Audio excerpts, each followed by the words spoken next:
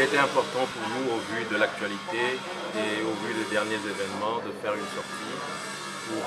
dire à l'autorité qu'en tant que citoyen, nous avons le sentiment qu'au Togo aujourd'hui, on peut, en étant force de l'ordre, sortir,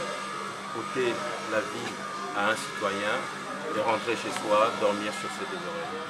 C'est une façon de dire que cette culture de l'impunité que nous avons toujours dénoncée, cette culture de l'impunité que des institutions comme la FIDH, la Fédération internationale des ligues des droits de l'homme, ou les Nations Unies avaient à l'époque dénoncé en 2005, cette culture de l'impunité, elle demeure. Nous avons le sentiment que c'est un pilier de la gouvernance de notre pays et nous voulons dire à l'autorité qu'il est important d'y mettre fin. Il est important d'y mettre fin parce que cette impunité ne construit pas la cohésion d'une nation. Aujourd'hui, nous avons le sentiment qu'il y a des citoyens de seconde classe, dont nous faisons partie, et que nous pouvons subir à tout moment, en tout lieu, en tout instant, des actes de ce genre sans que les responsables ou les coupables n'aient à répondre devant la justice.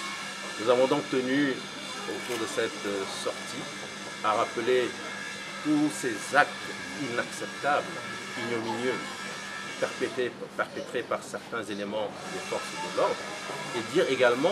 aux officiers qui sont au sein des forces armées togolaises que cela en fait salit l'uniforme qu'ils arborent avec fierté. Dans